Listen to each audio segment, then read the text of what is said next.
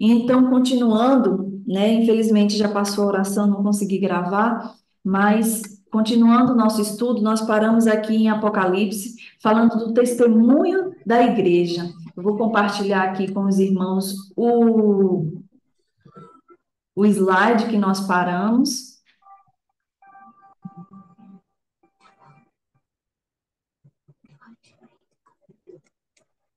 Nós vimos aí, então, a igreja, como ela está em Apocalipse, vimos ela como candeeiro, vimos ela como é apresentada como lâmpada, né? Como as chamas da menorá, assim como os sete espíritos de Deus, a emanação desses sete espíritos sobre o povo dele, né? Sobre o filho dele que assim vem nos alcançar. Vamos ver agora que ela é apresentada como uma multidão incontável de salvos. Olha aqui, ó, o terceiro itemzinho aqui é apresentada como uma multidão de incontável de salvos. Vamos ler aí Apocalipse 7, verso 9, irmão Michael.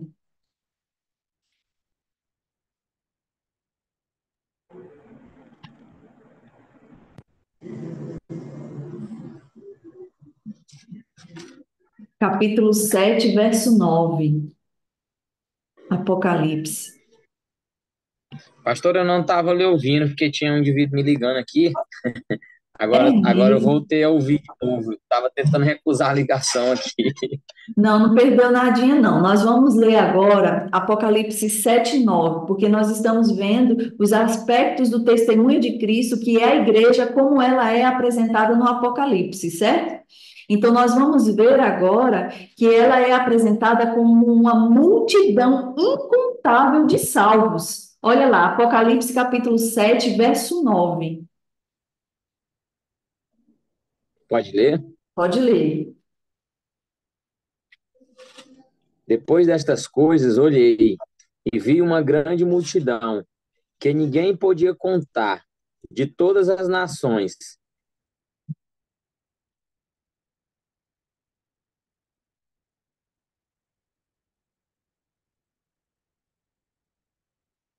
Eu vou ler aqui, que eu acho que ele deve estar recebendo uma ligação. Diz assim, ó, Apocalipse 7, 9. Tá conseguindo falar aí, mamãe? Então, deixa eu recusar esse jovem aqui, dar uma bloqueadinha aqui, rapidinho aqui, pastor, porque senão vai me perturbar aqui. Tá, Jó, eu vou ler então Apocalipse 7, verso 9. Diz Tá, assim, por ó, favor. depois destas coisas, olhei e eis aqui uma multidão, olha aí a multidão de salvos, ó, a qual ninguém podia contar, de todas as nações e tribos e povos e línguas que estavam aonde? Diante do trono e perante o Cordeiro, trajando vestes brancas e com palmas nas suas mãos. Olha aí, uma multidão que ninguém podia contar. A multidão dos salvos, ela é incontável. Veja só o sofrimento do Senhor Jesus, o seu penoso trabalho, o qual afadigou a sua alma. Vai resultar na salvação de, não de poucos, mas de muitos, de um número incontável de salvos. Aleluia. Olha isso. O Senhor vai ver o seu penoso trabalho, aquilo que tanto sofreu em sua alma. Aqui, quando veio à terra, ele vai ver o resultado. Não é pequena multidão, é uma grande multidão de salvos, assim como diz aqui em Apocalipse 7, verso 9. Então, nós vamos andar agora. Nós vimos o quê? Que a igreja ela é representada como candeeiro, que sustenta o testemunho de Jesus. Ela é apresentada como lâmpada, né? Nós vimos aqui nesse slide. Ela é apresentada como uma multidão incontável de santos.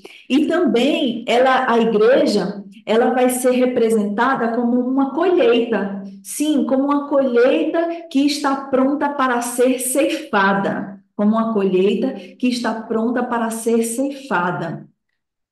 Vamos ler o que é uma colheita, irmãos. A palavra do Senhor, ela vai dizer que o povo de Deus é como uma grande plantação. Nós vamos ver isso aqui. E nessa plantação, o Senhor vai fazer uma colheita, a colheita dos salvos. E na colheita também, antes dele pegar o restante da colheita, ele vai colher primeiro as primícias, né? Primeiro as primícias, aquilo que é primeiro. Vamos ler, irmão Maicon. Pega aí o Apocalipse, no capítulo 14. Aleluia. Vamos ler aí o verso 1 até o verso 5. Pode começar? Pode.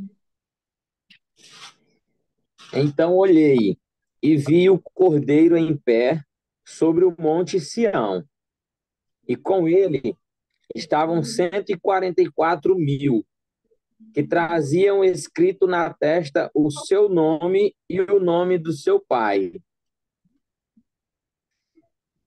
E ouvi uma voz do céu, como a voz de muitas águas, e como a voz de um grande trovão. A voz que ouvi era como de arpistas, que tocavam com suas harpas, e cantavam um cântico novo, diante do trono, e diante dos 4 seres viventes e dos anciãos. Ninguém podia aprender aquele cântico, senão os 144.000 que tinham sido comprados da terra. Estes são os que não se contaminaram com mulheres, pois são virgens. Estes são os que seguem o Cordeiro para onde quer que vai. Estes são os que dentre os homens foram comprados para ter as primícias para Deus e para o Cordeiro. Na sua boca não se achou engano. São irrepreensíveis. Diante do trono de Deus. Tá assim no meu. Olha só.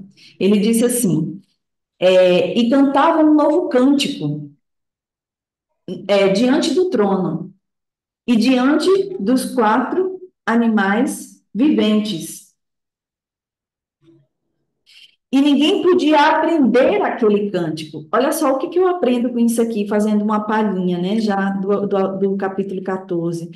Quando o povo de Deus estiver lá, diante do trono do Senhor, e aqui fala que nós vamos cantar um cântico novo e que ninguém podia aprender aquele cântico, significa que somente aqueles que tiveram experiências com o Senhor é que conseguem cantar esse cântico. Olha só, me diga uma coisa: o quão é difícil uma pessoa que não conhece a Cristo louvar um hino e ter um entendimento do que está sendo louvado. Ele não compreende. E quando nós falamos aqui de vencedores, de primícias para Deus, né? Esse povo que foi encontrado diante do trono do Senhor, são pessoas que conhecem intimamente, têm experiência, são experimentados na palavra que é Cristo.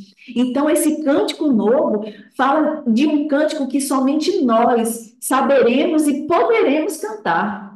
Eu estava certo dia aqui em casa com uma mocinha da igreja, minha irmã, e nós louvando, né, um cântico, né, um louvor, e ali nós entramos numa dimensão espiritual tremenda, porque falou sobre a nossa vida, sobre a nossa experiência.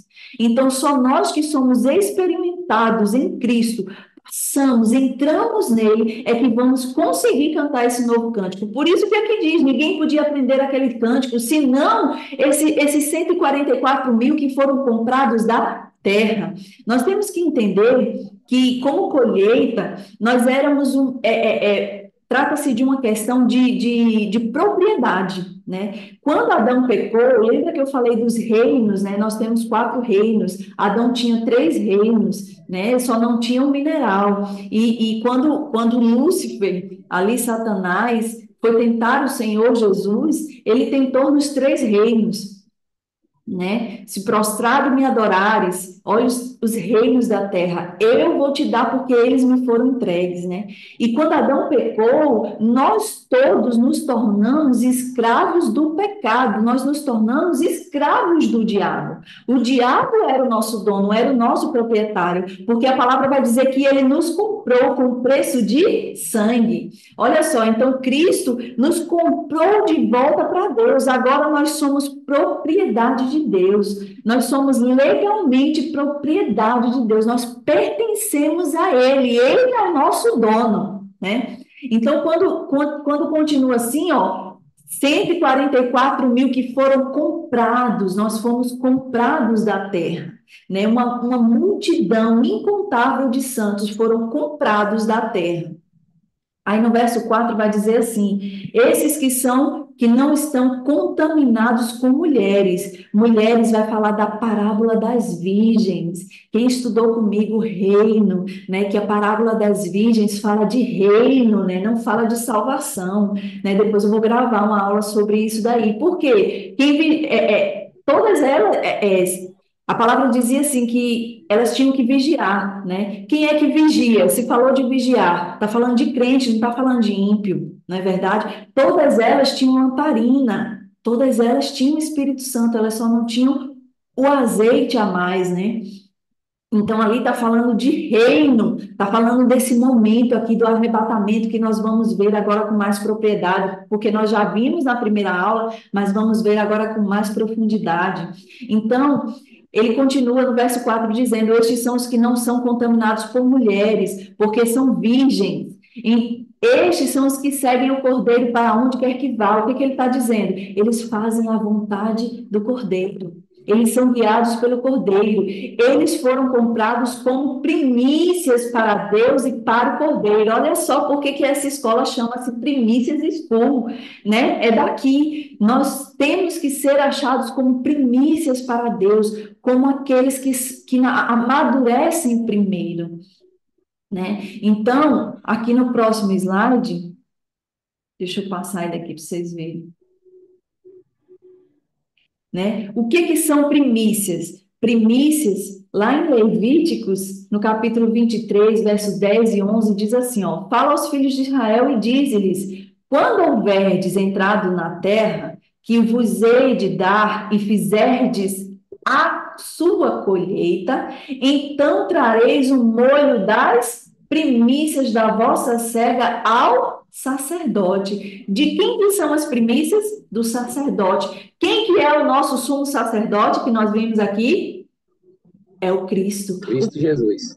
Aleluia. O Cristo na sua visão em Apocalipse. E ele moverá o molho perante o Senhor para que sejais aceito. No dia seguinte ao sábado, o sacerdote moverá. Então, as primícias, elas são do sacerdote, do nosso sumo sacerdote. Né? 1 Coríntios 3:9 diz assim, ó, que nós somos comparados o quê? A lavoura de Deus, por isso nós somos achados, temos esses nomes de primícia, de colheita, restante da colheita, cega, né? Ó, porque nós somos cooperadores de Deus, vós sois lavoura de Deus e edifício de Deus, então nós somos comparados a uma lavoura, por isso nós somos comparados como primícias, né? O que são primícias? São os primeiros frutos que amadurecem de uma colheita.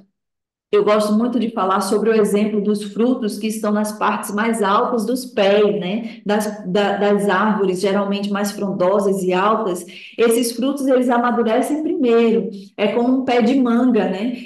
A mangueira, ela é bem frondosa e há aquelas mangas que ficam no topo da mangueira. E geralmente, quando nós éramos pequenos, a gente pegava aquela latinha, colocava numa vara de pau e ia caçar aquelas mangas mais lá do alto, mais lá de cima, porque elas amadureciam primeiro. As que estavam na sombra não amadureciam tão rápido. Por quê? Isso fala de quê? Fala da ação do sol, do tempo diretamente naquelas frutas que estão em cima da árvore. Ou seja, tribulação, é aquilo que nós sofremos, por isso nós amadurecemos primeiro, por isso nós somos primícias para Deus.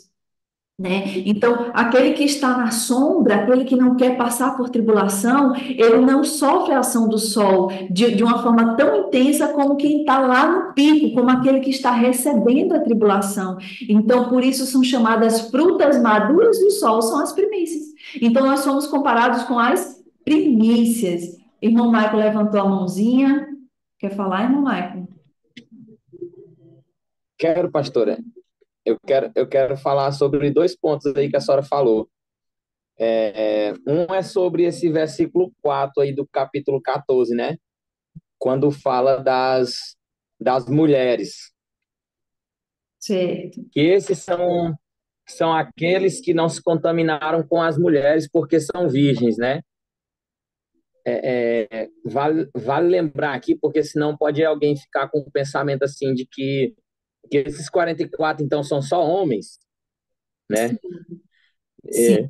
Então, assim, o que eu quero falar é que não, né, para os irmãos que às vezes pode pensar, porque se está falando que eles não se contaminaram com mulheres, então é porque eram homens. Não, é porque no caso que quando a Bíblia ela se refere a vários grupos de religiões diferentes, ou, por exemplo, nesse período que tinha a igreja, e tinha também outras religiões que imperavam ali, né? Por exemplo, igual era o do Império Grego, que tinha muitas religiões ali, agrupamentos de outras religiões, como tinha o agrupamento da Igreja de Cristo, né? Sim. Esses agrupamentos na Bíblia, em vários lugares, eles são relatados como mulheres, como é o caso da igreja como a noiva, né? Sim. Então assim, para que não fique esse pensamento de que então esses 44 mil eram só homens. Não, a palavra pode estar se relacionando aqui a pessoas que não se contaminaram com outros agrupamentos religiosos que adoravam outros deuses. Cara, você Por falou exemplo, tudo, irmão Michael. Sabe por quê? Eu não quis explicar essa parte, mas sabe o que que isso fala, irmão Michael? Porque tudo aquilo que não é adoração a Deus, tudo aquilo que nos coloca no meio entre nós e Deus, se chama idolatria. Então, quando fala aqui de mulheres, está falando de idolatria, está falando justamente sobre isso. Como você explicou perfeitamente, eu agora aprendi para poder explicar desse jeito aí. Glória a Deus, que bênção. Continua. amém, glória a Deus. E quando você vê a Bíblia falando em muitos pontos, ela fala sobre a questão da prostituição. Ela, em vários pontos, ela não vai estar falando da prostituição do relacionamento sexual entre homem e mulher. Ela vai estar falando da prostituição da palavra, de você estar em um outro agrupamento que não é a noiva de Cristo. Então, ali você passa a praticar um ato de prostituição, porque se você está noiva com alguém e você se relaciona com outro alguém, isso é um ato de prostituição. Então, a palavra ela mostra esse ato de prostituição do homem ou da mulher que tem um relacionamento com Deus, mas ele busca um outro relacionamento com outros deuses, em outro agrupamento religioso, que não tem nada a ver com o Deus verdadeiro. É Então, aí está verdade. um ato de prostituição. Outros exemplos disso, a gente pode pegar aquela mulher da boca do poço lá, que Jesus vai lá pedir água para ela, a mulher samaritana, Sim. e aí, e aí Jesus vai lá e fala com ela e tal, e pergunta para ela lá, para ela chamar o marido, né? E tal, e vem aqui. E aí, depois, se você for pegar a tradução ali, você vai ver que marido significa Baal ou Senhor. Então, ali era um ato Hum, de prostituição da noiva de Cristo, é mesmo. Meu Deus, é forte. entendeu? Então, assim, quando ele fala assim para ela assim, vai lá então e chama, não, eu não tenho marido.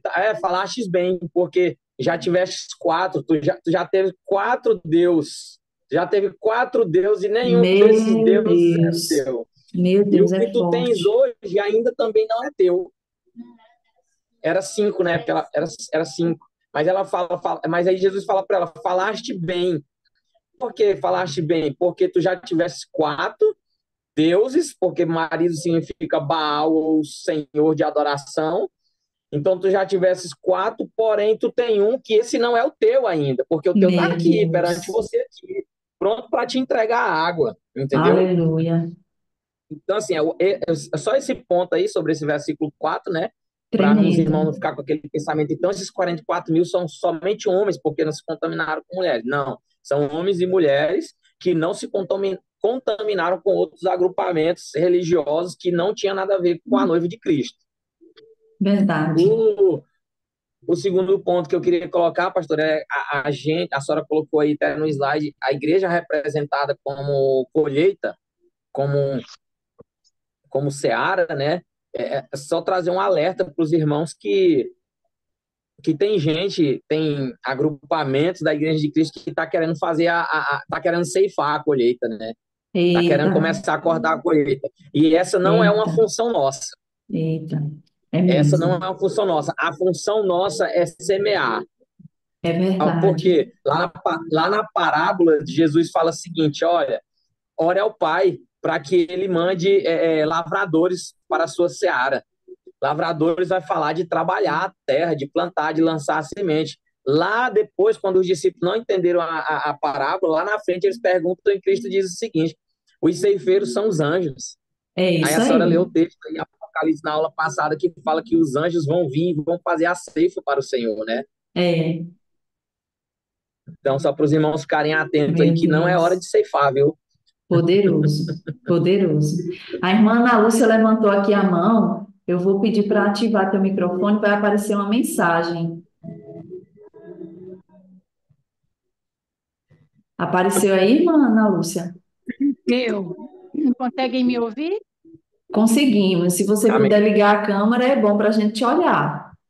É porque eu estou lavando louça lá, estou guardando as coisas do supermercado. Tem nadinha. Aparece aí para nós.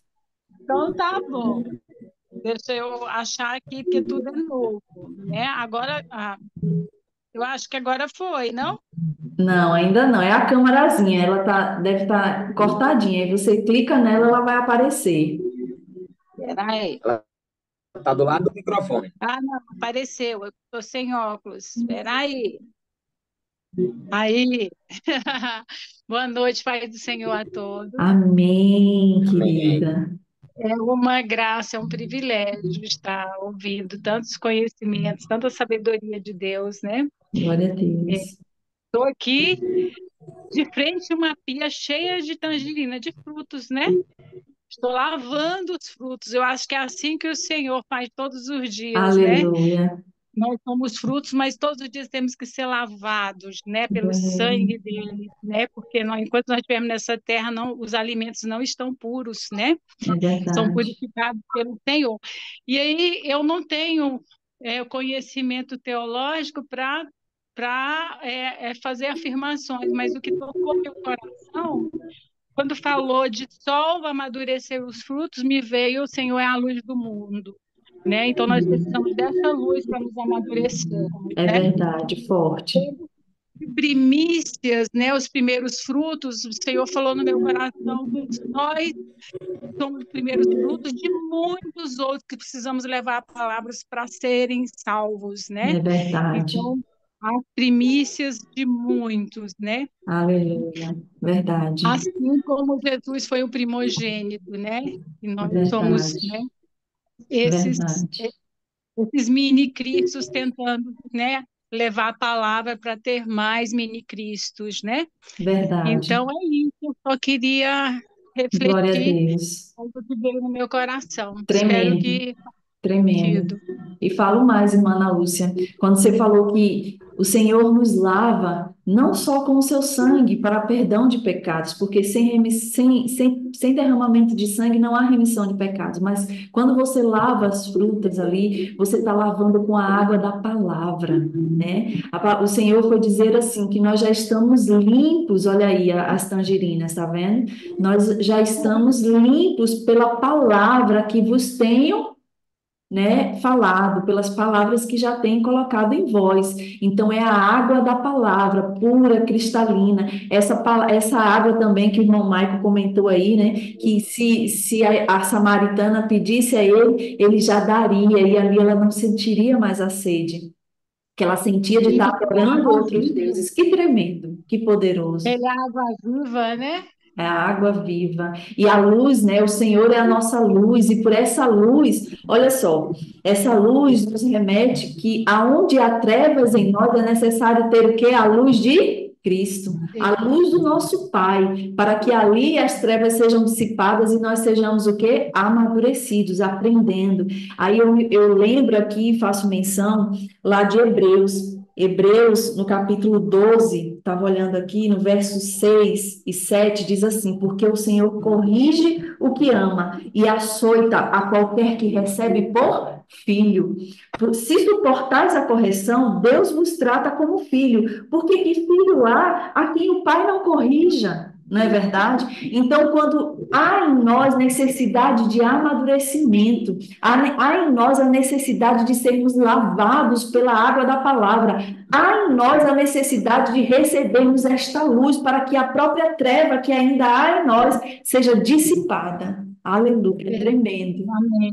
Glória a Glória a Deus. Deus. Aleluia. Amém. Um abraço. Vou continuar a minha demanda aqui, que é uma bênção, né? Amém. Cuidar da nossa casa é bênção, né? E vai ouvindo aí a ministração, e naquilo que puder acrescentar, nos acrescente aqui. Amém? Sim, muito edificadora. Obrigada. Glória a Deus. Glória a Deus. Então, nós lemos aqui Apocalipse 14, verso 4, trouxe aí essas elucidações, né, que foram bastante clarificadoras aí para nós. E vamos continuar aqui. E eu estou falando sobre as primícias, né? Isso, deixa eu voltar aqui a compartilhar o slide das primícias, para a gente entender um pouquinho mais. Então, o que que o sol simboliza, né? A própria irmã Ana Lúcia já nos colocou aqui, simboliza a luz. A luz simboliza quem? Cristo, né? Então, aquele sol que veio sobre a fruta que estava lá no topo da árvore, que faz com que a fruta amadureça primeiro. Então, quem atribula, né, nós podemos fazer uma menção de que quem atribula um filho de Deus não é o diabo, é o próprio Deus. É o próprio Deus que nos permite ter tribulações para sermos o quê? Amadurecidos, né? Há quem chame também essas tribulações de disciplina. Nós somos disciplinados naquilo que ainda não amadurecemos. O Senhor vai enviar, assim como acabei de ler em Hebreus, né? As tribulações, como está em Atos 14, 22. Eu gosto muito desse versículo e eu tenho decorado, porque ele diz assim: olha, exortando os discípulos, ou em outra, a permanecerem na fé. Outra tradução diz assim: animando a alma dos discípulos a permanecerem na fé, né?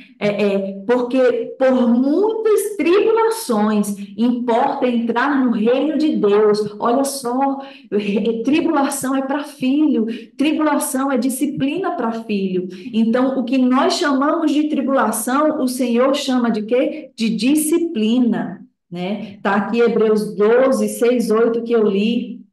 Então, na lavoura de Deus, os primeiros frutos que amadurecem são as primícias dos primeiros frutos da terra trarás à casa do Senhor teu Deus. Não, cadê eu passei? Não cozerás o cabrito no leite de sua mãe. Isso aqui é um mandamento, né? Porque os judeus, inclusive, eles não misturam a carne com o leite da carne, mas isso aí já é outro assunto. Mas as primícias são dos primeiros frutos da terra, vão para onde? Vão para a casa do Senhor nosso Deus, pertence ao nosso sumo sacerdote, né? Então, continuando aqui as primícias, olha só. Apocalipse 14, verso 1 diz o quê? Eis que estava o Cordeiro sobre o monte Sião, e com ele 144.000, que em suas testas tinham escrito o nome do seu Pai. Lembra, eu não sei se você vai lembrar que quando nós falamos sobre o arrebatamento da igreja, o nosso endereço inicial é falar sobre a ascensão de Cristo, como o Senhor Jesus subiu. Ele estava no Monte das Oliveiras, ele subiu primeiramente ali para a nuvem, e os discípulos que estavam ali, eles conseguiam ver a Jesus, mas a partir do momento que Jesus se escondeu nas nuvens, eles não puderam ver mais. Então, essa primeira ascensão de Cristo foi uma ascensão o quê? Oculta. E a segunda ascensão das nuvens, né? Cristo subiu das nuvens para o trono de Deus. E quem foi que viu isso? Nós vimos nas aulas anteriores. Lembra aí, irmão Maico? Quem foi que viu a chegada de Jesus Cristo no trono? Lembra aí? Amém. Arrisca, arrisca falar? Os 20, não foram os 24 anciões, Quem os viu 4 Quem serventes? viu foi João, lembra que João que estava vendo, Ah, aí ele João, é declara verdade, é que os verdade. anciões vão falar, calma, eis aí o Cordeiro de Deus, lembra? Sentado no Acho que trono. é no 18, né? E o outro que viu Jesus chegando no trono, quem foi que foi? Daniel. Daniel também viu. Olha só o que que aconteceu, que coisa interessante. O Apocalipse, ele foi escrito 90 anos após, mais ou menos, a morte de Cristo e a sua ressurreição. Então, o que foi que aconteceu com João? João estava lá na frente e ele foi arrebatado para ver o futuro, certo? Para ver o futuro, o que ia acontecer. Não, para ver o passado, porque ele foi arrebatado para ver Jesus chegando no trono. Olha só, Apocalipse foi escrito 90 anos, mais ou menos, após a morte e a ascensão de Cristo, a ressurreição de Cristo. E aí, 90 anos depois, João vê a chegada de Jesus no trono dos céus, no trono, né, que está sentado à destra da majestade. Aí ele foi arrebatado para ver o Senhor Jesus que já tinha chegado no trono, ele foi arrebatado para ver o passado. E Daniel, lá atrás, ele foi arrebatado, foi levado em visões para ver o futuro, porque ele não tinha visto Jesus padecer na cruz e ser ressurreto. Não, ele viu depois. Então, enquanto um foi arrebatado para ver o passado, o outro foi arrebatado para ver o futuro. Pois, irmão, é forte. Eles entraram no Kairos, né, pastora? Entraram na eternidade, no tempo de Deus. Então, olha só, as E, primícias. Tem alguém pastora, falando? pastora, Sim, AP, pode falar, nosso apóstolo Orlando. e Estevão também viu no trono, né? Eis que vejo o céu Estevão viu ele no aberto, trono, verdade, eita glória. Ele disse: Eis que vejo os céus abertos, né? E ele e em ele, o Filho pé, do Homem, sentado diante do Pai. sentado diante do Pai, exatamente. Meu Deus, é forte. Eu lembro, AP, vou contar aqui uma, uma experiência, né? Na minha conversão, o Senhor me deu uma visão assim tão tremenda, porque assim como Estevão viu ele assentado, eu lembro isso muito bem, quando eu me converti, eu vi os céus abrir e eu vi Jesus em pé no trono, como se estivesse olhando para mim. Meu Deus, até hoje, quando eu lembro, é muito tremendo, é muito poderoso, sabe? Então, realmente, Estevão ali, ele viu no exato momento em que ele estava sendo apedrejado, ele viu Cristo no trono.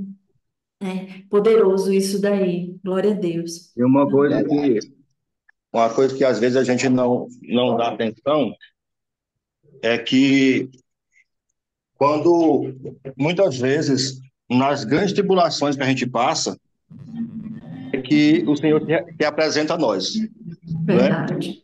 E por Verdade. isso que até o estudo é muito necessário, mas a experiência com Deus, ela supera qualquer tipo de letra, né?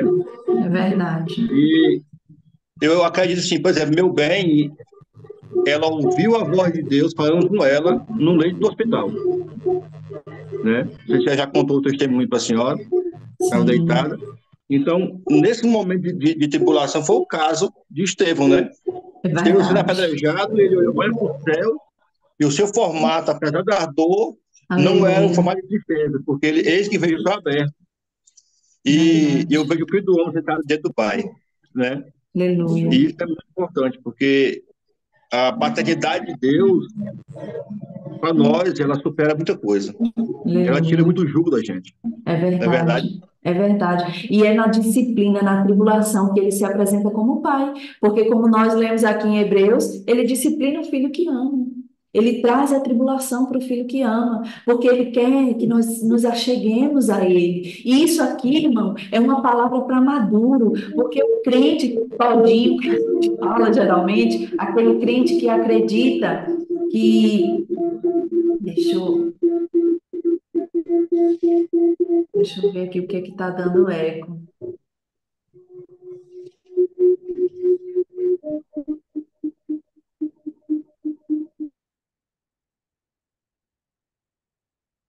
Parou aí. Então, esse tipo de palavra, irmão, não é para qualquer um da igreja. Infelizmente, nós temos aqueles que ainda estão amadurecendo. E às vezes aqueles que nem suportam passar pela tribulação. Por isso que existe a grande tribulação, porque infelizmente a gente aprende que a grande tribulação não é para nós, mas na verdade a tribulação ela é para crente, ela é para filho, ela é para nós sermos achados maduros, capazes de administrar a nossa herança, não como um filho que precisa de um tutor, não como um filho que precisa de um tutor, mas como aquele que é capaz de administrar aquilo que o Pai deu para que nós pudéssemos administrar. Aleluia. Então, deixa eu voltar aqui e compartilhar o slide das primícias, né? Então, quando ele falou também no início dos 144 mil, né? Ele diz assim, no verso 1, e olhei, e eis que estava o Cordeiro sobre o monte Sião, né? Eu não sei se você lembra, e com ele 144 mil. Esse 144 mil, não sei se você lembra, a gente já viu, ele é um número simbólico, né? Ele representa, nesse caso, 12 vezes 1000 vezes 12. Por quê? Porque 12 fala de governo, fala da completude de tudo que Deus faz no céu, fala também, irmãos, da completude do que Deus faz no homem. Esse é o número 12. Então, 12 fala do governo de Deus na eternidade passada. O número 1000 fala de quê? Do milênio que vai vir. Nós vamos ver, né? Nós já vimos. Quem não viu essa aula, é bom voltar para ver. Fala do reino dos céus, né? O milênio, o reino de Cristo, o reino milenar, que ele vai vir sobre esta face da terra e governar aqui conosco. Aqueles que forem achados como primícias, como vencedores, e ele regerá as nações com vara de ferro. Não sei se vocês lembram, olha só.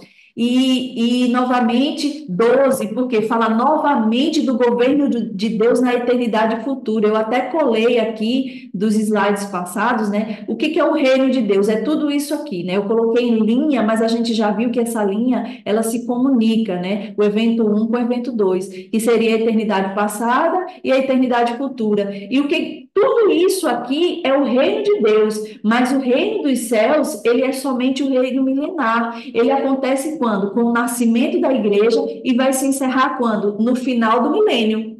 Como assim, pastor? O reino dos céus, o milênio, o reino dos céus, o governo de Cristo já é presente. Ele já é presente na vida da igreja, daqueles que são igreja, daqueles que são maduros.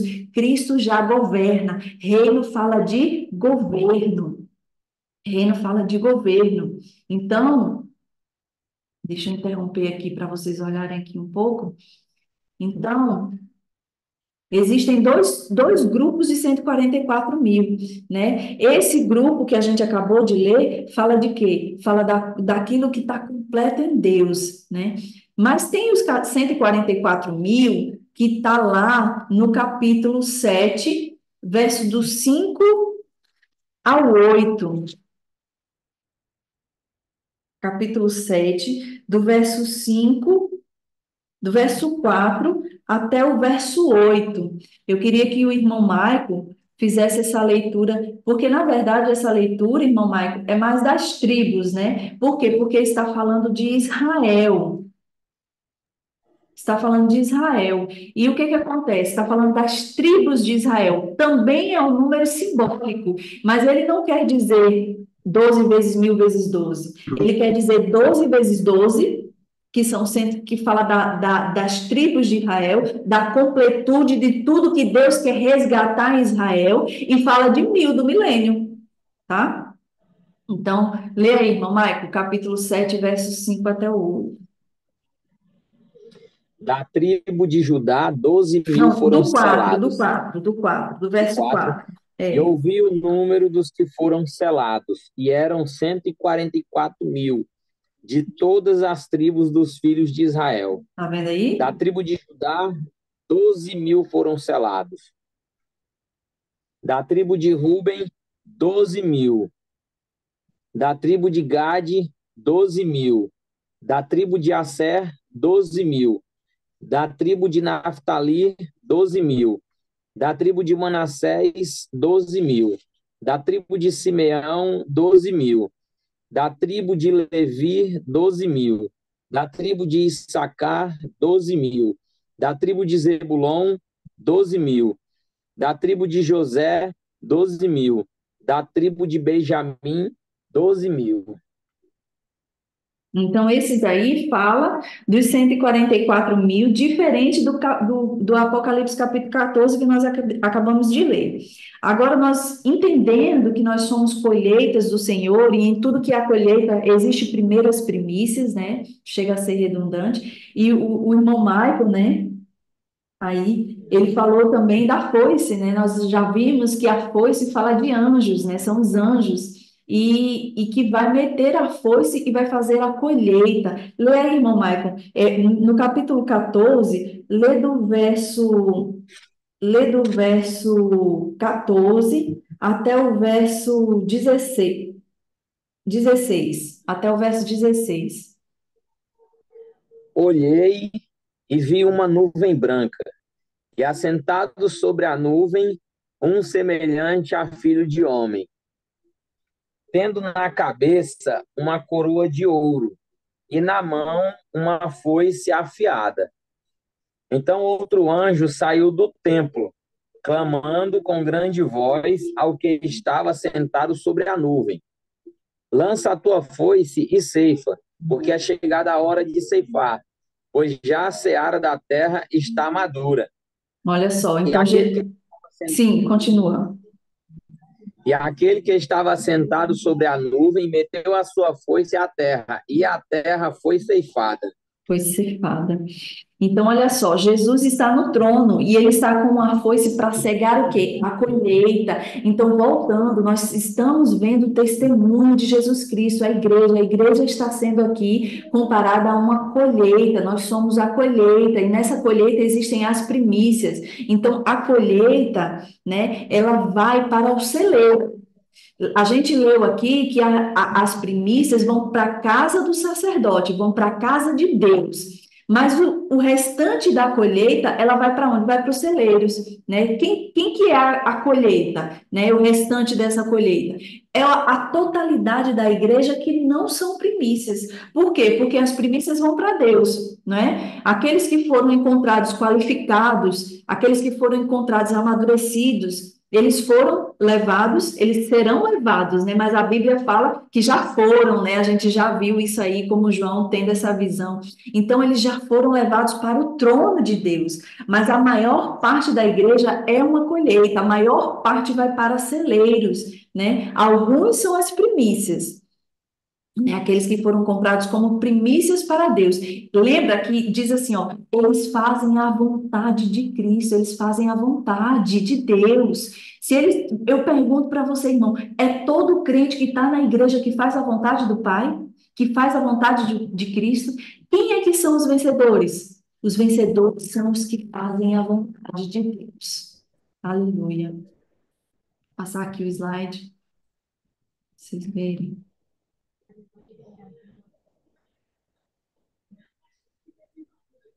Aqui ainda tem outro detalhe nesse slide que fala sobre as primícias, que diz assim, ó, então as primícias vão para a casa de Deus, por isso o filho varão é arrebatado para o trono de Deus, porque ele também é primícia.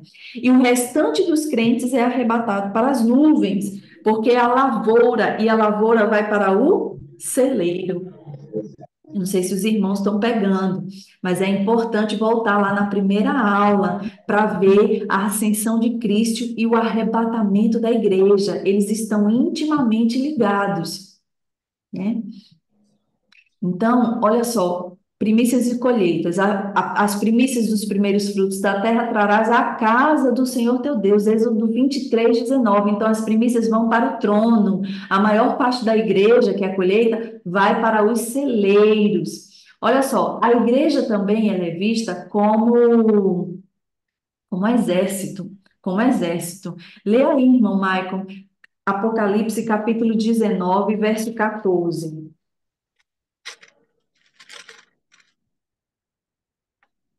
Seguiam-no os exércitos que estão no céu, em cavalos brancos e vestidos de linho fino, branco e puro. Aleluia. Nós até já lemos essa na última aula, né? E o irmão Maico falou e relembrou que esse linho fino, essas vestes são as obras de justiça que nós mesmos estamos tecendo na nossa roupa, né? Então, a igreja aqui também é exército. Seguíamos o exército no céu em cavalos brancos. E vamos ler aqui do verso 15 agora, irmão Michael, até o verso 19. Eu vou ler esse daqui, certo? Que eu vou botar emoção nessa, uma emoção que eu quero pôr, porque eu acho essa passagem muito poderosa. Olha só o que diz, E, né? pastora, Ah, antes da senhora ler aí, eu vou só deixar a referência aí para os irmãos da veste. É Jó 29:14. Os irmãos anotar para ler já aí vou depois. anotar também. É Jó. Jó 29:14. Você podia ler para a gente? Tá, depois que a senhora coisa aí ou agora? Agora. Depois que a senhora. Agora? Agora.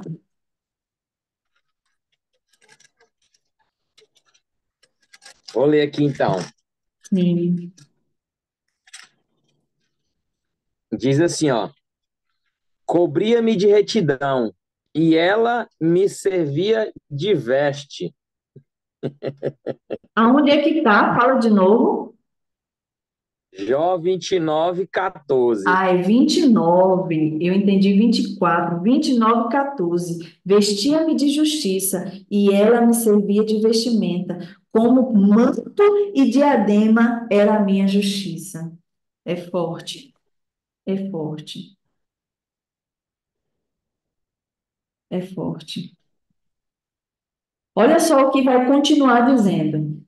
E da sua boca. Não, peraí, eu quero ler do verso 11. Eu vou ler a partir do verso 11. Apocalipse 19, do 11 até o 19. Olha só, diz assim: E vi o céu aberto, e eis um cavalo branco, e o que estava sentado sobre ele chama-se Fiel e Verdadeiro, e julga e peleja com justiça. E os seus olhos eram como chamas de fogo. Olha, esse tempo aqui é o reino milenário. Olha só o que está acontecendo. E sobre a sua cabeça havia diademas, e tinha um nome escrito que ninguém sabia senão ele mesmo. E estava vestido de uma veste tingida de sangue, e o nome pelo qual se chama é a Palavra de Deus. E seguiam-nos os exércitos no céu, em cavalos brancos e vestidos de linho fino, branco e puro, sou eu e você, meu irmão. E da sua boca saiu uma aguda espada para ferir com ela as nações. Olha aí, e ele as regerá com vara de ferro, e ele mesmo é o que pisa o vinho, o lagar do vinho do furor e da ira do Deus Todo-Poderoso. E no manto e na sua coxa tem escrito este nome: Rei dos Reis e Senhor dos Senhores. Aleluia, aleluia. Eu vou ler até aqui. Aleluia. Esse aí é o Cristo vivo, é o Cristo como revelado em Apocalipse. E também a revelação do testemunho dele, que é a igreja, nós que estaremos sentados em cavalos brancos e vestidos de linho fino, branco e puro. Olha só. Então, quem são estes? Eles são os eleitos e fiéis. Olha o que vai continuar dizendo, ó. Olha o que vai continuar dizendo.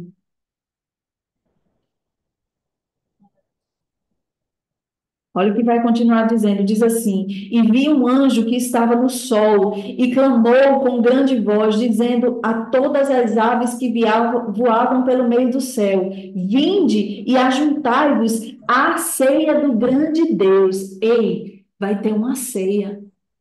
Essa ceia do grande Deus, para que comais a carne dos reis, e a carne dos tribunos, e a carne dos fortes, e a carne dos cavalos, e os do que sobre eles se assentam, e a carne de todos os homens, livres e servos, pequenos e grandes.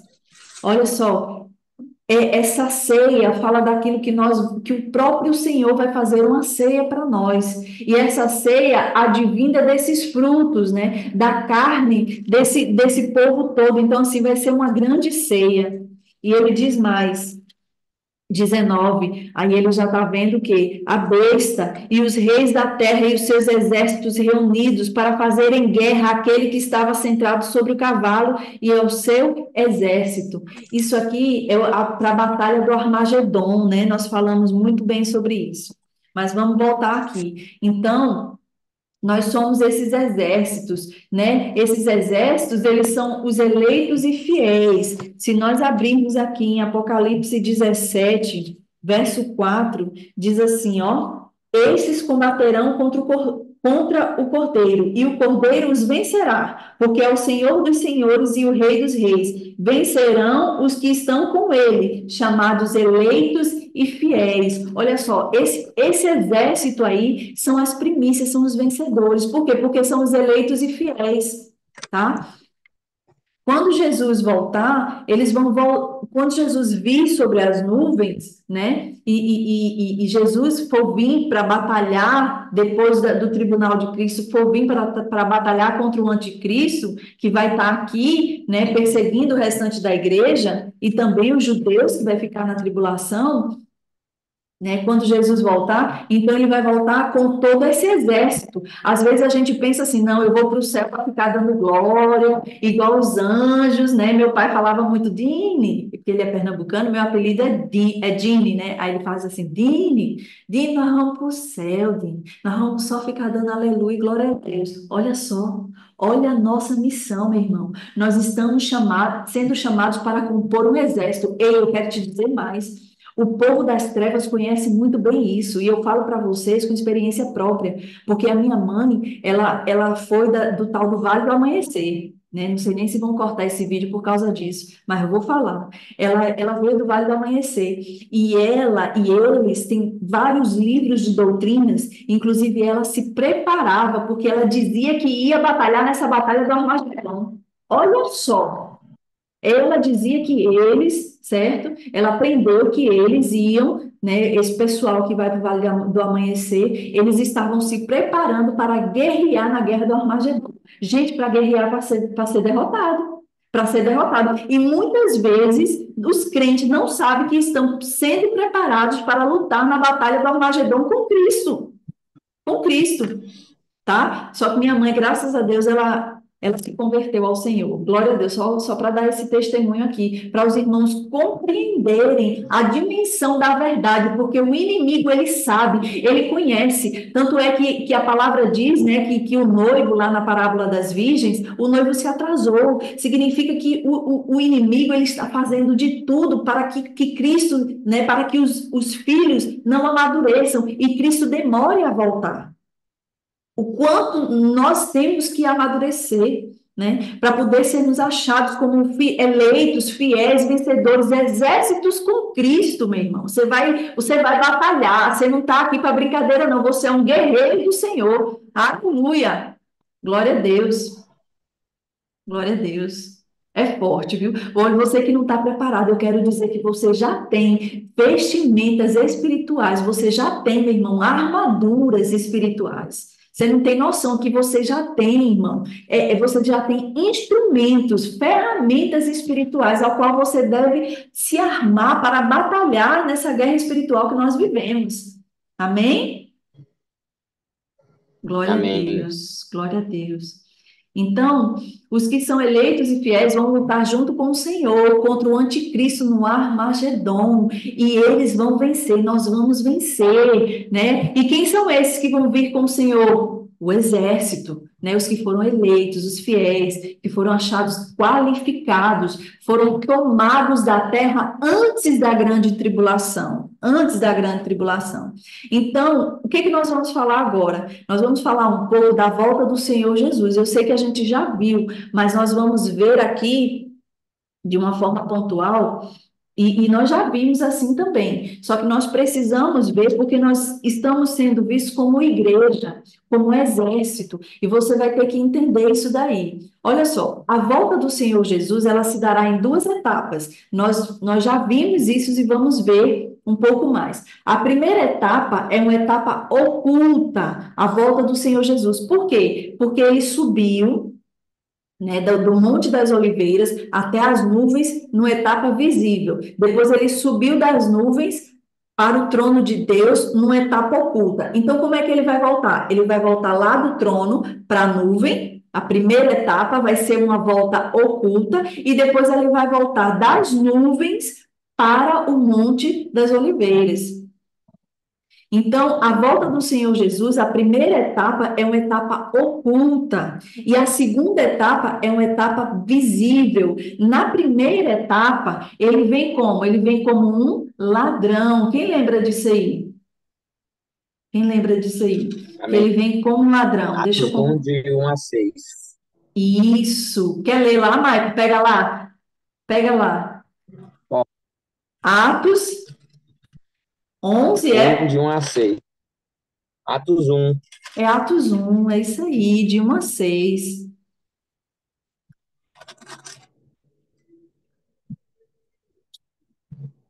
Deixa eu ver se eu tô certo mesmo, mas eu acho que é isso mesmo.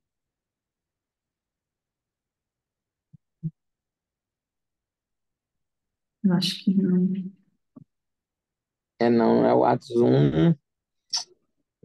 Pensei que era o Atos 1, Será que não é o 6. 11? Que está na minha cabeça o 11. É Deixa eu olhar. não, também não é. Mas era no início de Atos aqui, para mim que era aqui. Mas nós vamos achar. É isso mesmo, é aqui. É isso mesmo, é no Atos 1 mesmo. É Tá no aqui. 1, né? É,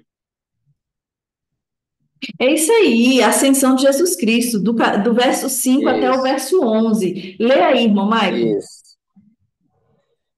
Pois João batizou com água, mas vós sereis batizados com o Espírito Santo não muito depois desses dias.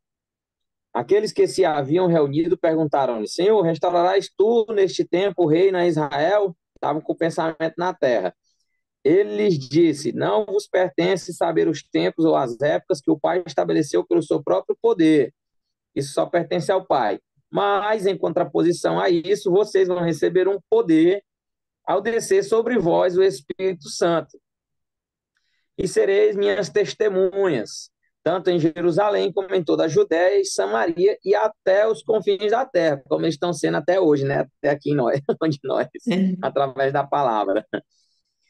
Depois, verso 9, depois que lhes disse isto, vendo eles, foi elevado às alturas, e uma nuvem o recebeu, ocultando-o a seus olhos. Olha aí, então vê só, essa aqui foi a primeira parte da ascensão de Cristo.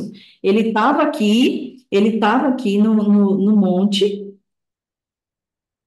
ó, no monte chamado das Ele Oliveiras, vai está no dizer no verso 10 aí a 12. respeito disso. Está no verso 12 que eles estavam no Monte das Oliveiras. Ele estava no Monte das Oliveiras, os discípulos estavam com ele, estavam questionando eles quando ele viria para restaurar o reino de Israel. Ele fala que vai revestir o povo de poder para que eles saiam a pregar, não é isso? E aí, falando tudo isso, ele foi elevado às alturas.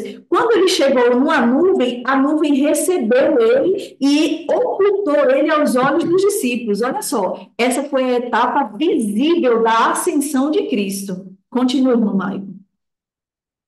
Verso Justamente, 10. aí ele diz no 10, e estando eles com os olhos fitos no céu, enquanto ele subia, de repente junto deles se puseram dois homens vestidos de branco, os quais disseram: Varões galileus, por que estáis olhando para o céu? Esse Jesus, que dentre vós foi recebido em cima do céu, que estava no meio de vocês, mas foi recebido lá em cima no céu, ele também adivinha. De que forma? Assim como para o céu vocês viram ele ir. Olha só, na minha Então tradução diz voltaram para assim, ó, Jerusalém. do mesmo modo que vocês viram ele subir para o céu. do mesmo modo ele vai voltar. Ou seja, ele teve uma volta visível, onde todo olho viu ele, e ele teve uma volta oculta, aonde somente duas pessoas, dois profetas viram ele, que foi João e Daniel. João e Daniel. Então, tá aí, a ascensão de Cristo. E agora nós vamos ver aqui, deixa eu compartilhar com os irmãos,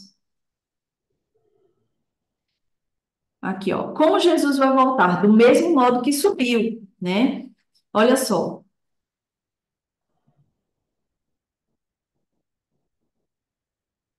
Apocalipse 16:15, irmão Maicon. Tá bem aí no slide. Se você quiser ler do slide, é Eis pequenininho. que venho como ladrão. Bem-aventurado aquele que vigia e guarda as suas vestes, para não andar nu e não se veja a sua vergonha. Olha aí, eis que veio como um ladrão. Agora lê para mim Apocalipse 3:3.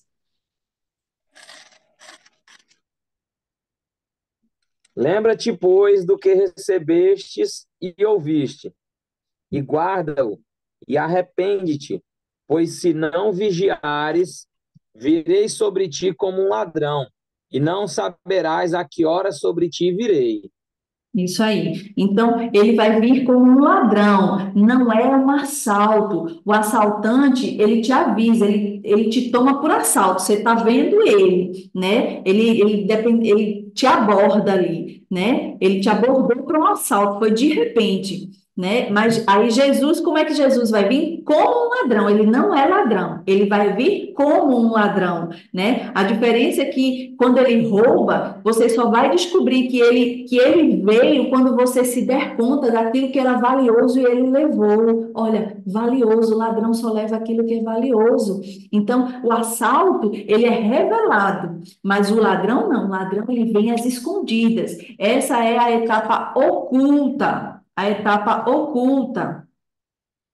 né? Mateus 24, do 42 ao 44, irmão Maicon.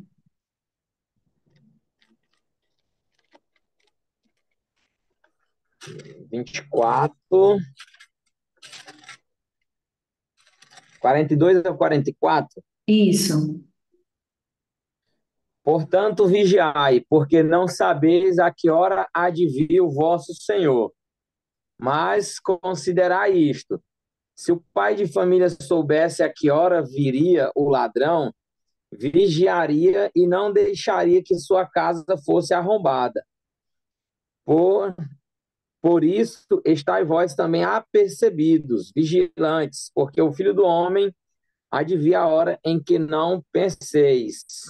Ou seja, ele vai vir quando você não espera. Ninguém sabe a hora que ele há de vir. Ele vai revelando a forma que ele vai vir, né? Ele vai vir às ocultas, como um ladrão que entra na casa de um pai de família sem que o pai de família sabe que ele vem. Lembra-te, pois, Apocalipse 3:3. Olha, vigia, porque se tu não vigiar, eu virei sobre ti como um ladrão.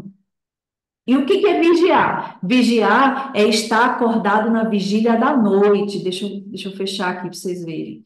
Vigiar é Eita, pastora. é estar acordado na vigília da noite. Bem-aventurado, como o irmão Michael leu aqui em Apocalipse 16, não foi dizer assim, bem-aventurado aquele que vigia, né? E guarda suas vestes para que não ande nu e não seja visto as suas vergonhas. Eles que venham como um ladrão. Apocalipse 16:15. Inclusive, irmão, eu aconselho você a pegar a tua Bíblia e fazer remissões. Olha só, eu pego o Apocalipse capítulo 3, verso 3 e coloco aqui, na minha já tem, olha só, na minha já tem a remissão do lado. Apocalipse 16:15, ó. Eu não sei se você vai conseguir ver aí. Dá para ver aí, irmão Maicon? Dá. Olha aí, tá vendo? Então já tem a remissão. Por quê? Ele está falando da volta oculta do Senhor. Ele está dizendo: eis que venho como um ladrão, bem-aventurado aquele que vigia. Vigiar está acordado na vigília da noite. O que que acontece na vigília da noite? Está todo mundo dormindo, né? Quem é que vigia, né? Aquele que está acordado quando todo mundo está dormindo. Olha só, você lembra Ô, de pastor, Fala, meu filho. a senhora falou aí, eu lembrei, eu até anotei aqui, faz a dia que eu tô com essa ideia aqui, falei aqui, eu vou convidar a pastora Ariadne para a gente fazer um podcast para colocar no canal dela do YouTube sobre o que é estar vigilante, porque diz que nós temos que vigiar e orar. Orar, É, todo mundo sabe o que é, mas vigiar, 99% dos cristãos não sabem o que é. é verdade, é verdade, é verdade. Fala aí mais um pouquinho.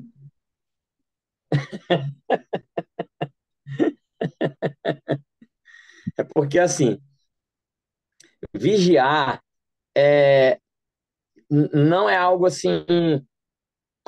Eu acho que até hoje, não sei.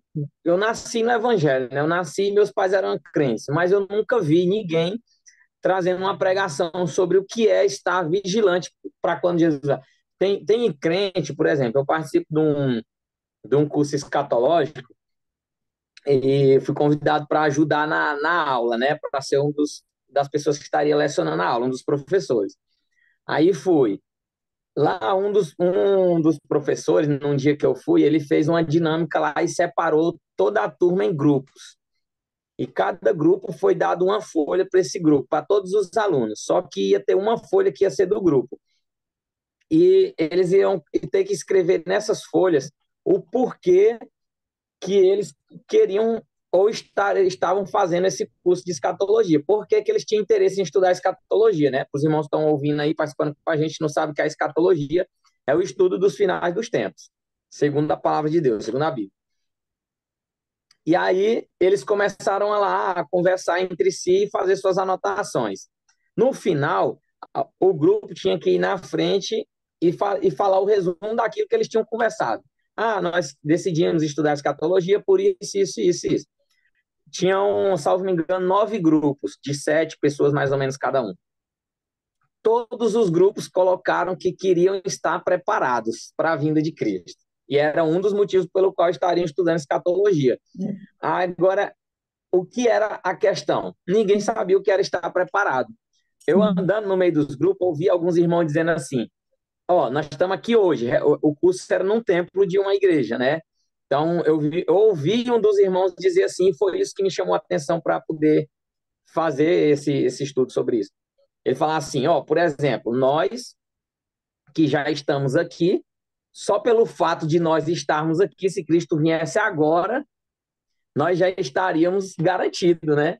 Então, assim, na ideia de muitos irmãos é que estar vigilante é estar naquilo que ele conhece como igreja. Sim.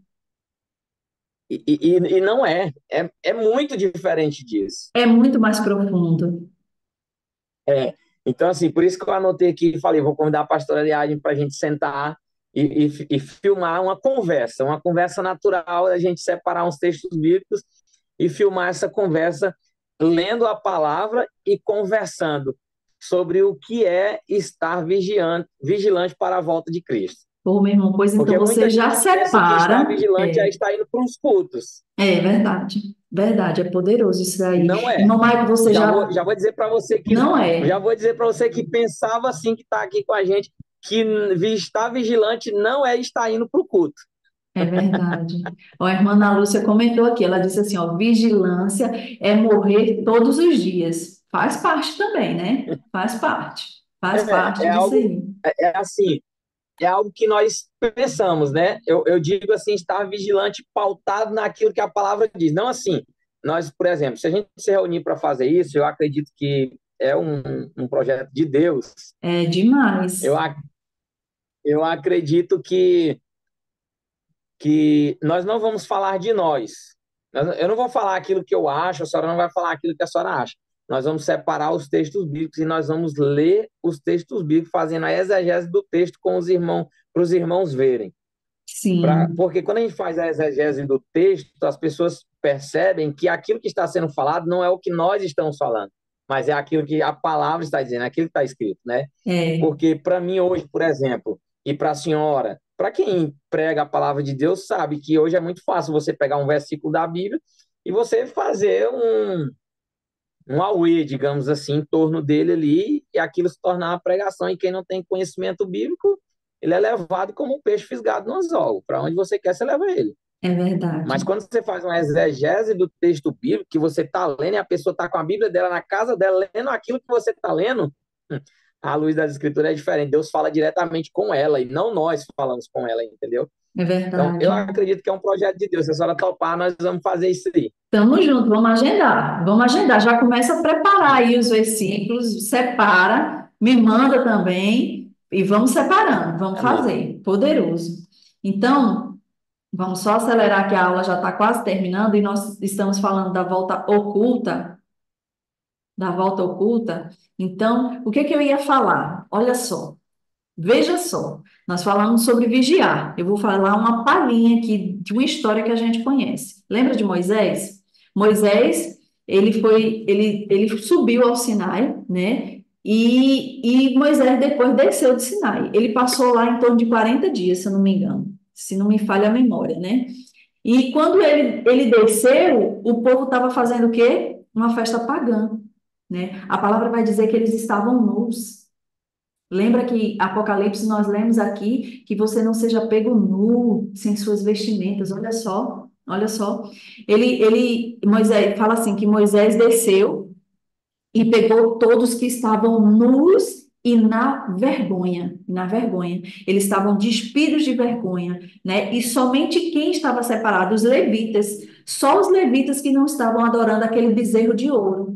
Então, se você pegar a história de Moisés no Sinai e transportar para hoje, o que está acontecendo? Moisés, ele subiu ao monte para falar com Deus. E aí o povo disse o quê? Não, Moisés está demorando. Sabe o que que é isso, irmão? É uma alma insatisfeita. É uma alma insatisfeita com Deus. Ele não tem a firmeza da sua identidade. Ele não tem a convicção da sua identidade, de quem ele é em Deus e de quem Deus é para ele. Aí, porque o representante dele, Moisés, passou 40 dias lá em cima no Monte Sinai, o que foi que aconteceu?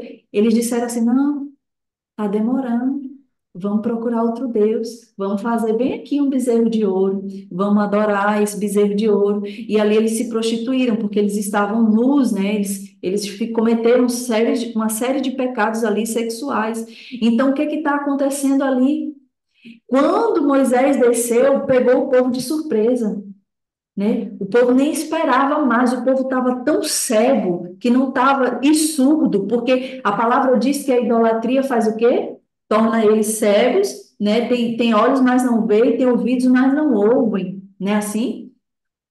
Não ouvem. Sim. Então, quando você remetendo essa história para o tempo de hoje, o que que você vai ter ali? Jesus, quando ele voltar, né, vai ter muitos que vão estar o quê? Nus, vão ser pegos de surpresa na sua volta oculta, na sua volta oculta. Porque, olha só, nós estamos vivendo, nós vamos ver a história das igrejas, né? E aí, as igrejas que estão aqui a partir do capítulo 2, elas não estão falando somente de igrejas regionais, ela está falando profeticamente de tempos que a igreja de Cristo passa. E nós estamos passando hoje pela igreja, nós somos hoje como a igreja de Laodiceia, uma igreja depravada, depravada. Olha, eu ouvi esses dias o nosso AP falando, e eu nem sei o que eu posso falar direito aqui no YouTube, mas tem uma igreja lá em Brasília, que é a igreja das purpurinas. Não sei se vocês compreendem isso daí, porque eu não posso falar o nome exatamente, porque senão eles vão cortar o vídeo do YouTube. E é uma igreja apostólica para as purpurinas, né? E ele ainda fala assim, a igreja apostólica para todos, né? E aí, e lá eles estão pregando Jesus, mas olha como eles estão cegos, surdos, eles estão cegos e surdos. E assim também, né, a igreja, o quanto você ouvir que a igreja vai estar depravada, ela vai estar muito depravada. Ah, pastora, mas a senhora está considerando como igreja, sim, eles ainda estão levando a palavra, eles estão levando a palavra.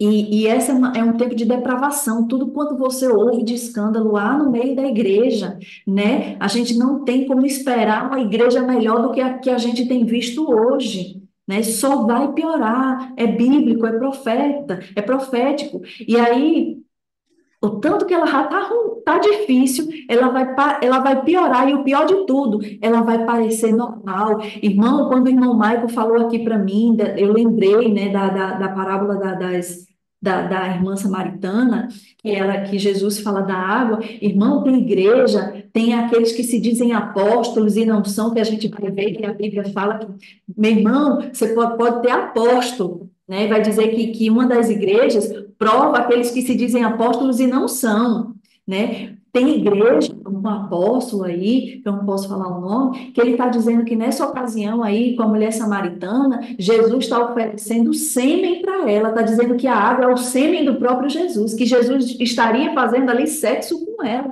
E tem gente acreditando, se você for no YouTube, no canal desse cara tem milhões de milhares acompanhando ele.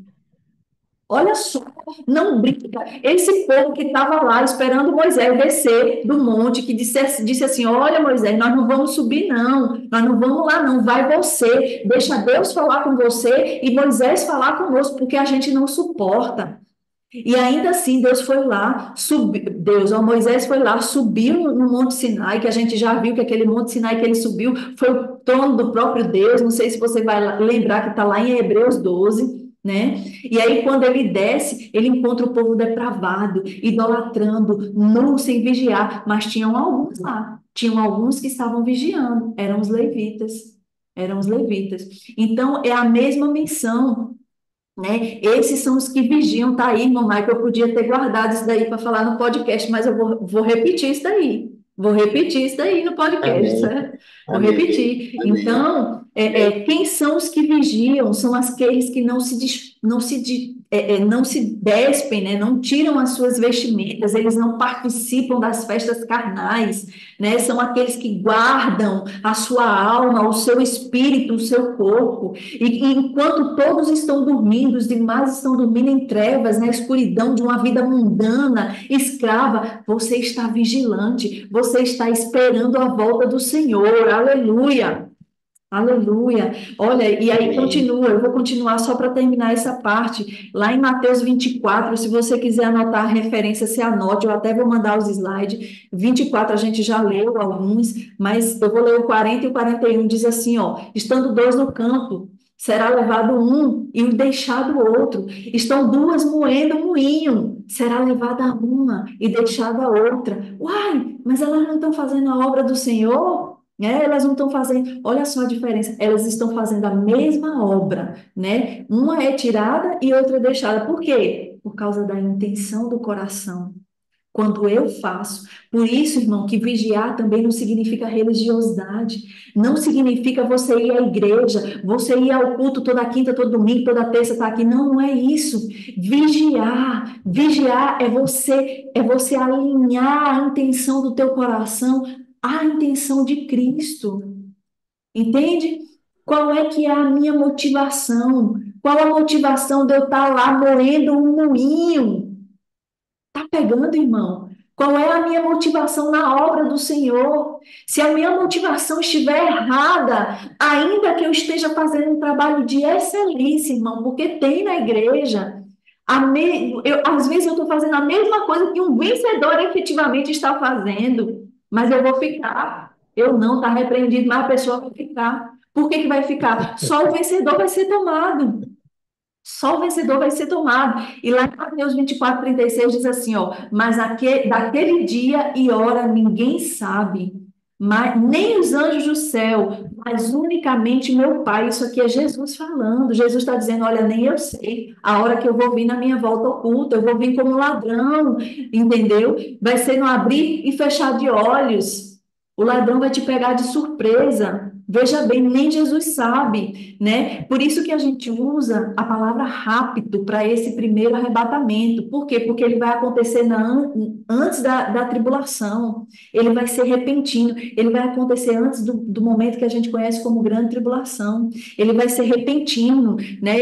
A palavra arrebatamento significa tirado repentinamente da terra. As pessoas só vão saber que foram tirados quando eles derem falta dos vencedores. Então, eles vão perceber que o ladrão veio. Muitas pessoas, né, tentaram já marcar a data da vinda de Cristo, mas é impossível, porque nem ele mesmo sabe, né? Nem mesmo o Filho de Deus sabe. Deus não revelou, nem o Filho dele vai revelar para nós, gente. Não vai. Então, a primeira etapa é a oculta, e a segunda etapa vai ser a etapa visível. Olha só, olha só, quando você. Aí diz mais, né? Continuando aqui o verso, Mateus 24, verso 43 e 44, né? Verso 42, né? Verso 41, estando duas moendo no moinho, será levada uma e deixada a outra. Verso 42 diz assim, ó, vigiai, pois, porque não sabeis a que hora há de vir o Senhor. 43, mas considerai isto, se um pai de família soubesse a que vigília da noite havia de vir o ladrão, vigiaria e não deixaria minar a sua casa. Verso 44, por isso estáis vós apercebidos também, porque o Filho do Homem há de vir na hora em que não penseis. Ou seja, quando o indivíduo, você não, meu irmão, porque eu profetizo na tua vida que tu é um vencedor, mas quando o indivíduo estiver desapercebido, vivendo uma vida no sono profundo, vivendo uma vida mundana, carnal, né, vivendo uma vida amaziado com o mundo. Eu não falo casado, porque ele ainda é salvo, mas ele vive amaziado com o mundo, né? Como quem vive um profundo relacionamento íntimo, né? Com o mundo. Ele não tem vida de Deus fluindo dentro dele, né? Arrebatamento dos vencedores ou o rapto dos vencedores. Então, o que que nós vamos diferenciar? A gente chama de rapto, de arrebatamento dos vencedores. E o segundo, que ocorre no final da grande tribulação, nós vamos chamar de a volta do Senhor. Por quê? Porque o Senhor vai vir nas nuvens, onde todo olho vai ver ele. Essa vai ser a volta visível do Senhor. Mas os vencedores já foram roubados da terra, tá? Os vencedores não vão aí, não. Ali vai o restante da colheita. Então, para onde vai ser levadas as primícias? Para o templo do Senhor, para o trono do Senhor. Então, a gente sabe também, só para finalizar aqui, por que, pastora, né? Como é que é essa contagem? Porque a senhora sabe que a grande tribulação vai ser 7 dias, ou 7 anos. Eu volto na aula que a gente teve, que a gente analisou a profecia de Daniel. Se você voltar lá nas aulas, vai estar mais ou menos ali na terceira aula do vídeo que está no YouTube, você vai ver que a profecia dizia assim, que desde o tempo da ordem para restaurar Jerusalém, que foi lá, né, para restaurar lá meu Deus, eu esqueci o nome dele agora. Tu lembra aí, irmão Maicon? Ele recebeu a ordem para restaurar Jerusalém. Fala, Daniel? não, Tá no livro de Daniel? tá não. Não, a profecia está no livro de Só tá falando. Daniel, mas com quem foi lá a ordem para restaurar? Está lá em Esther, para restaurar os muros de Jerusalém, lembra? Ué, não era Neemias? Neemias, Só não é tá falando Esther, da não, é história de. Neemias. Oh, Jesus, é Ah, Neemias. tá. Então, oh, Jesus. Então, desde a ordem, né, lá está lá em Daniel a profecia, que desde a ordem para restaurar Jerusalém até a volta do Messias, iriam ser 70 semanas de anos, né? Ou seja, 490 anos, né? E por que que não se consumou, né? Porque o Messias já veio, não se consumou por quê? Porque a contagem parou quando Jesus estava aqui, lá na mulher cananeia, na mulher sírio-fenícia, na grega. Você vai lembrar que ela vinha 3 dias gritando atrás de Jesus, dizendo, filho de Davi, tem misericórdia de mim. Ela vinha clamando por 3 dias atrás dele e dos discípulos, e Jesus não lhe respondia palavra. Aí os discípulos intercederam por ela, disseram assim, mestre, libera essa mulher, já está ficando feio, ela tem 3 dias que vem gritando no Senhor, o Senhor sequer responde palavra. Aí sabe o que é que Jesus faz? Não responde para ela, diz assim para os discípulos, diz, olha, eu não vim senão para as ovelhas perdidas da casa de Israel. Mas aí ele pega, depois se volta para a mulher, e a mulher continuou clamando, ele se volta logo para a mulher e diz assim, mulher, o que é que tu quer? Fala desse jeito, irmão. A palavra diz, mulher, o que queres? É desse jeito. E aí ela pega e fala, Senhor, eu tenho uma filha que ela está endemoniada. Algumas traduções vai dizer que ela convulsionava, que ela batia, né? Quase mata ela, o demônio. Senhor, cura minha filha. Aí sabe o que é que ele fala? Ele diz assim, olha, não é lícito tirar os pães dos filhos e dá-los aos cachorrinhos. Chamou a mulher de cão, né? Nem nos tempos antigos. Hoje já não é lindo chamar ninguém de cachorro. Imagina naquele tempo. Só que ela era uma mulher inteligente, ela era grega, lembre-se, ela era grega. E ela fez analogia, ela lembrou o quê? Que o cachorro é um animal doméstico, o cachorro tem dono. Se ele tem dono, você é meu dono. Ah, Senhor, mas os cachorrinhos têm direito de comer das migalhas da mesa dos seus donos. Jesus se maravilhou, Jesus disse: Uau, nem em Israel eu vi uma fé dessa. Vai, a tua filha está curada. E ali se interrompeu o relógio, porque quando Jesus veio, era só mais 7 anos para se cumprir. Era só mais 7 anos. E aí ela parou esse relógio. E aí nós vivemos a dispensação da graça, a era da graça, porque pela primeira vez na história da Bíblia, Jesus atende ao não judeu. Na história de Jesus, Jesus atende ao não judeu. Então, isso aqui é a graça. É a graça, é a graça. Então, ali o relógio suspendeu. E hoje, o que é que impede, né, de vir essas 7 semanas? O que impede, meu irmão, somos nós, somos os justos. A palavra diz que tem um que detém o iníquo. Lembra, irmão Maicon? O ministério do iníquo, Sim, ele é impedido pelos justos. Por quê? Tessalonicenses. Tem Tessalonicenses, eu não vou pedir para ler porque está bem em cima, mas diz que nós que somos Sim. justos é que impedimos a vinda do anticristo. Então, quando finalmente as primícias forem levadas, o mistério da iniquidade vai tomar conta de tudo. E então vai começar a contagem dos 7 anos e vai vir a tribulação, né? São 2 períodos de 3 anos e meio, 2 períodos de 1.260 dias, que a Bíblia também fala. Ou fala também de 2 períodos de 42 semanas, né? Primeiro período de falsa paz, aí o anticristo vai quebrar a aliança com o povo de Israel, aí vai iniciar uma batalha no céu, o Lúcifer vai descer, vai ressuscitar o anticristo porque ele morreu, né? Imagina, se você pensa que Satanás, que a coisa já está feia, que o diabo está solto, como a gente fala, imagina quando ele for lançado. O que é que não vai ser aqui na terra? A perseguição que não vai ser para quem ficar, né? É Então, verdade, nem verdade. ele mesmo sabe a hora do seu retorno, ninguém sabe quando ele vai vir. Ele virá como uma estrela da manhã. Olha só, olha só. Apocalipse 2:28. Lê aí, irmão Maico, rapidinho para a gente terminar. 2:28. É, Também lhe darei a estrela da manhã. olha só, ele está falando aqui ao que vencer. Ele está dizendo assim no verso 26, ao que vencer e guardar até o fim as minhas obras, eu lhe darei poder sobre as nações e com vara de ferro as regerá e serão quebradas como vasos do oleiro, como também recebi do meu Pai. E dar-lhe-ei a estrela da manhã. Isso aqui é para vencedores, isso aqui é Cristo falando. Ele vai vir como estrela da manhã, né?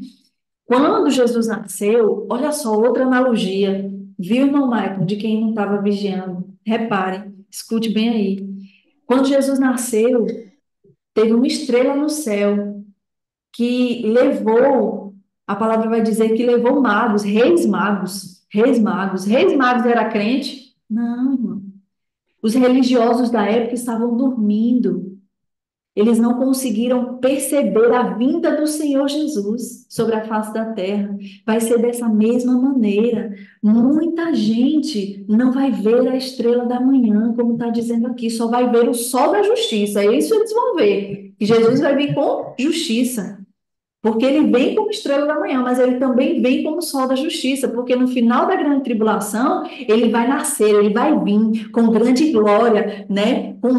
Na nuvem, né? Com o estrondo da trombeta, ele vai vir. Então, ele vai nascer como o sol da justiça. Malaquias 4, verso 2, se você quiser anote, diz assim, ó, mas para vós, o que temeis o meu nome, nascerá o sol da justiça, e cura trará nas suas asas, e saireis e saltareis como bezerros de estrebaria. Vai ser assim na volta visível do Senhor Jesus. Ele está falando da grande tribulação. Se você ler Malaquias todinho, ele está falando da grande tribulação. Mas amém, irmão. Aleluia. Eu quero aqui Pastor, eu acho que declarar esses religiosos nem queriam mais a vinda de a vinda como do Messias, porque eu acho que eles nem queriam mais, né? Pode ver que eles dormiram, descansaram, eles nem queriam mais, porque eles já se sentiam confortáveis com o domínio de Roma, né? é Porque se verdade. você for ver a vida da liderança religiosa daquela época, era uma vida de extrema luxúria, né? É verdade. Inclusive, numa escavação lá em Israel, agora descobriram uma mansão gigante que, que tinha banheiras subterrâneas e tal, que está associada a ser uma casa de um dos sumos sacerdotes, ou seja, quem era de Israel no domínio romano que tinha condição financeira de ter banheira na sua casa. Uau. Hoje é caro, imagina A naquele israelita tempo. não tinha condição. É Então, eles não verdade. queriam, né? Eu acho que eles não queriam mais, porque eles estavam com medo já de perder esse conforto, essa vida humana que eles tinham, né? Verdade. Verdade. Pois glória a Deus, irmão. Nós vamos terminar nossa aula de hoje, né? Fique atento para a próxima aula. Esteja vigilante, né, irmão Maicon? Esteja Amém, vigilante. amém. Seja vigilante. Nós vamos fazer uma conversa aí, eu acho que talvez a gente, como a senhora grava aqui no Zoom e lança no YouTube, talvez Aham. a gente pode fazer, né? Ou a gente faz uma live lá no YouTube mesmo ao vivo, ou faz aqui com os irmãos e depois lança lá. Eu Top. acho que vai ser legal, vai ser interessante. Vai ser, vai ser. Vamos fazer, vamos fazer. Aleluia. Agradeço, irmãos, pela presença e vamos lá. Vamos continuar aí na vigilância. Palavras fortes, né, irmão Wilma? Estamos aí para permanecer, E irmão. pastora, Quando você está aqui, só um adendo, irmão Maicon. Quando você está aqui estudando a palavra do Senhor com essa profundidade, você está aprendendo. Você está sendo limpo pela palavra, tá? Eu acredito que é uma das formas, sim, de você estar vigiando. Por quê? Porque você está procurando compreender a vontade do teu Pai para a tua vida. Então, você está no processo, irmão. Todos nós estamos no processo. E nós estamos no processo para aprender do nosso Pai, para aprendermos e sermos achados nele. Amém? Fale, mamãe. amém. Eu queria só falar um pouquinho, coisa rápida, assim, sobre o bezerro de ouro lá, né, do povo, quando a senhora citou aí que Moisés foi para cima do monte lá, né?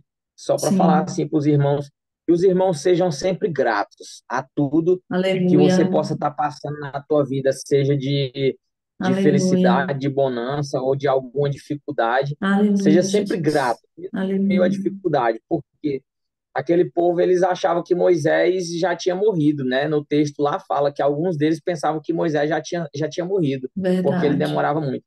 Então, assim, eles não tiveram gratidão suficiente de se lembrar que eles tinham sido há pouco tempo libertos por Deus do Egito. Inclusive, esse mesmo Deus foi que fez com que os egípcios entregassem todos os seus ouros para o povo de Israel sair do Egito. Aleluia, E com esse forte ouro, esse demais. povo construiu um bezerro para cometer Meu idolatria. Deus. E Então, eles assim, ainda a acreditaram que Moisés ingratidão, tinha morrido e Deus tinha abandonado eles, né? Olha como uma isso, então alma insatisfeita. muito insatisfeito. Então, essa ingratidão É desse povo ingratidão, de não sim. reconhecer que eles eram ricos financeiramente falando, porque tinham muito ouro, porque Deus tinha feito com que o povo do Egito tivesse dado esse ouro para eles na saída ali já na Páscoa, no Êxodo 12, a gente vê isso, né, do 12 para frente, e eles foram tão ingratos que construíram o bezerro. A ingratidão nos leva à idolatria. Eles construíram o bezerro para idolatrar esse bezerro. Meu Então, essa Deus. ingratidão nos leva à idolatria, e essa idolatria nos leva ao esquecimento de Deus. Porque não mais Sim, eles lembravam que esse ouro que eles usaram para fazer esse bezerro foi o próprio Deus que deu para eles e que tinha acabado de livrar eles da escravidão do Egito. Deus. Então, é importante a gente sempre ser É grato a Deus, né? importante. Muito. Sempre, em toda e qualquer situação, gratidão. Aleluia. Gratidão, gratidão. Glória a Deus. Sejamos gratos. Aleluia. É uma chave isso aí, viu? Poderoso, irmão Maicon. Amém. Deus abençoe, irmão. Você que não pegou no início, pega a oração. É importante você receber uma oração, uma cobertura, né? Para que você esteja aí sendo alimentado pela palavra, para que venha aí a revelação da palavra, para que você também seja revestido em uma possível guerra, tá bom? Deus abençoe. Shalom, shalom. Graça e paz. A paz do Senhor Jesus.